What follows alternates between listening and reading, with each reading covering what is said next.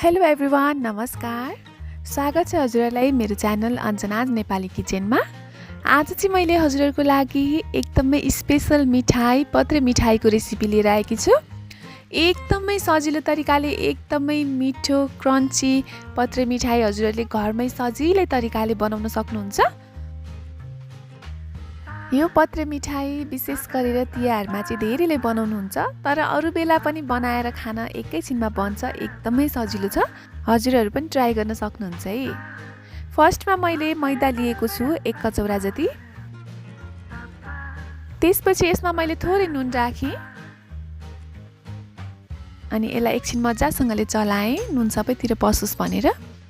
अनि यसमा मैले तातो 6-7 चम्चा घिउ राखेँ। घिउ राखिसकेपछि पिठोलाई मैले एकछिन राम्रोसँग मार्छु, किन भन्दा घिउ सबैतिर लागोस् राम्रोसँग भनेर।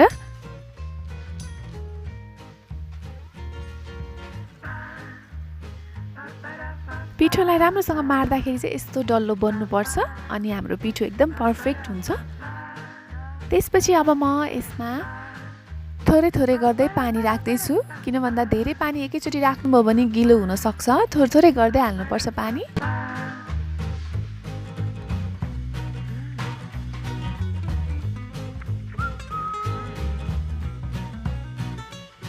यसरी थोरै थोरै गर्दै पानी राख्दै मैले यसलाई ठिक्कको डो बनाउँछु।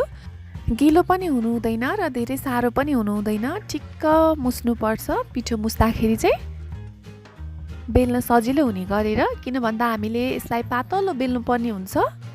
धेरै साह्रो भयो भने पातलो बेल्न सक्दैनौँ।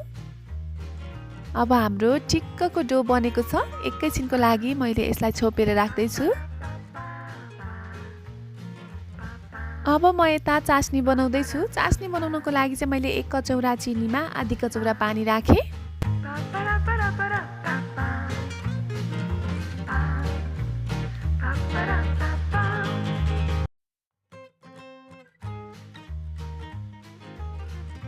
चास्नी उम्लिसकेपछि यसमा मैले सुकमेल राखेँ 3-4वटा। त्यसपछि कागतीलाई राख्थेँ अलिकति। कागतीले चाहिँ हाम्रो यो चास्नीलाई जम्न दिँदैन। अब हाम्रो चास्नी रेडी हुन लागेको छ। चास्नी कसरी रेडी भयो भन्दा 1 तारको चास्नी हेर्नु होला, ठिक्क हुन्छ। चास्नी रेडी भयो। अब मैले यसरी 3-4वटा डल्लो बनाएर एउटा टेबलमा मैले कर्नफ्लोर डस्ट गरेँ। यो चाहिँ अलि ठुलो बेलिनी भएको भएर मैले चाहिँ टेबलमै बेल्दैछु, सजिलो हुन्छ भनेर। अब मैले पिठो कर्नफ्लोर लगाएर यसलाई बेल्दैछु। बेल्दाखेरि चाहिँ हजुरहरूले एकदमै पातलो बेल्नु भयो भने चाहिँ एकदमै कुरुम कुरुम हुन्छ। खाँदाखेरि चाहिँ एकदमै मजा आउँछ यसरी कुरुम कुरुम हुँदाखेरि। बेल्दाखेरि चाहिँ हजुरहरूले लाम्चो गरेर नै बेल्नु होला, किन भन्दा यसलाई हामी रोल गर्नुपर्छ। रोल गर्दाखेरि चाहिँ लाम्चोमा रोल भयो भने धेरै पत्रे देखिन्छ। यसरी पातलो बेलिसकेपछि अब मैले छेउछेउको यो अलिकति बिग्रेको सेपलाई काट्दैछु। काटिसकेपछि अब मैले यो माथि कर्नफ्लोर डस्ट गर्दैछु। कर्नफ्लोरले चाहिँ एकदमै क्रन्ची बनाउँछ यो मिठाईलाई। यसरी राम्रोसँग कर्नफ्लोरले डस्ट गरिसकेपछि मैले हल्का हातले सबैतिर पिठो यसरी लगाउँछु। त्यसपछि अब मैले यसलाई रोल गर्दैछु।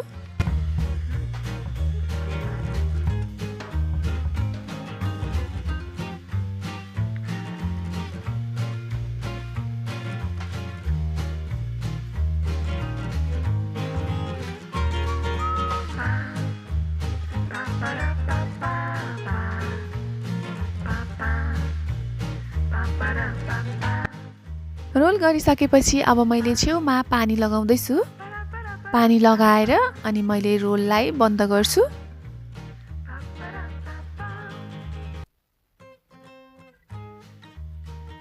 अब मैले छेउछेउको सानो मैले कट गरिदिन्छु, किन भन्दा यसको सेप चाहिँ राम्रो बन्दैन, त्यो भएको भएर। अब मैले यो रोललाई कट गर्नको लागि चाहिँ एउटा अम्ला राखेर एउटै साइजको गरी चक्कुले चिन्ह लगाउँदैछु। यसरी अम्ला राखेर चक्कुले चिन्ह लगाउँदाखेरि चाहिँ हजुरहरूको मिठाई चाहिँ एउटै साइजको बन्छ, राम्रो देखिन्छ। अनि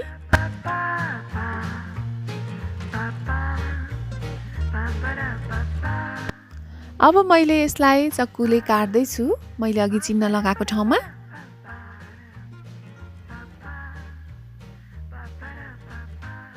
यसरी चक्कुले काटिसकेपछि अब मैले यो काटेकोलाई यसरी अम्लाले थिच्दैछु। अम्लाले अथवा हत्केलाले जेले थिच्नु भए पनि हुन्छ। यसरी थिचिसकेपछि अब मैले यसलाई बेल्छु। बेल्दाखेरि चाहिँ हजुरहरूले एकदमै प्रेस दिएर नबेल्नु होला, ठिक्क हल्का हातले माथि र तल गरेर बेल्नुभयो भने एकदमै राम्रो बन्छ।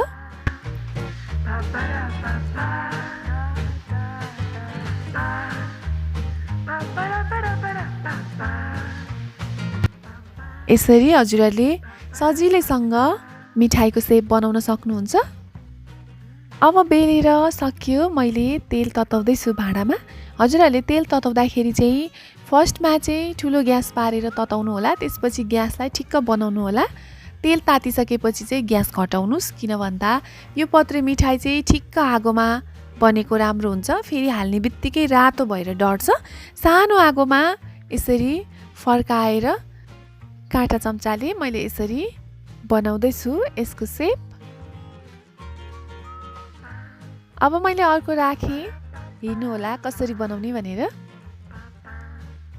एकचोटि फर्काउने राखिसकेपछि त्यसपछि यसलाई यसरी काँटाले बिचमा हल्का छोएर यसरी तेलमा फ्राई गर्दाखेरि चाहिँ एकदमै राम्रो देखिन्छ। हेर्दाखेरि बुट्टा बनेको जस्तो देखिन्छ।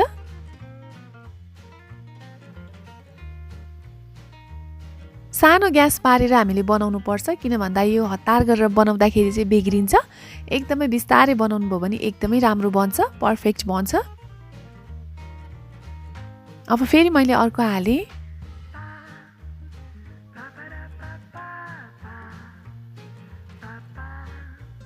एकचोटि फर्काएँ, त्यसपछि बिचमा काँटालाई राखेर यसरी तेलमा फ्राई गरेँ।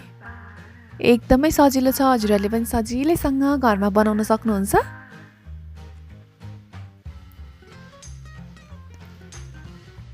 यसरी एउटा एउटा गरेर राखेर त्यसको सेप बनाउँदै अनि त्यसपछि सानो ग्यासमा मजासँगले बनाउन सक्छौँ हामीले।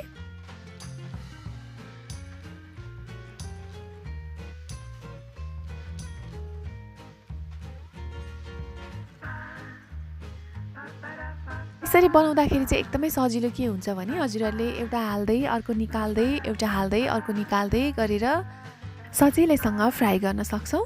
अब मैले फ्राई गरेर सकियो पत्रे मिठाईलाई। अब मैले यसलाई चास्नीमा डुबाउँदैछु। अघि बनाएको चास्नीलाई म हल्का तातो बनाउँदैछु, किन भन्दा ठिक्क तातोमा चास्नीमा डुबाउनु पर्छ। पत्रे सेलाइसकेको छ त्यो भएको भएर। हजुरहरूले तातै पत्रे राख्नुभयो भने चाहिँ चास्नी त्यस्तो धेरै तातो हुनु पर्दैन, मनतातो मात्र भए हुन्छ। तर सेलाइसकेको पत्रे राख्दाखेरि चाहिँ अलिकति तातो हुनुपर्छ चास्नी।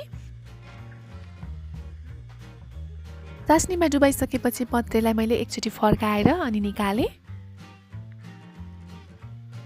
हजुरहरूलाई धेरै गुलियो खान मन लाग्दैन भने चाहिँ यतिकै चम्चाले हल्का माथिबाट चास्नीलाई हाल्नु भए पनि हुन्छ र डुबाउनु भए पनि हुन्छ।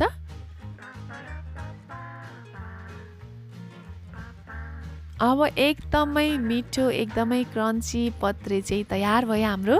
एकदमै सजिलो तरिकाले एकदमै राम्रो र मिठो पत्रे हजुरहरूले घरमै बनाउन सक्नुहुन्छ।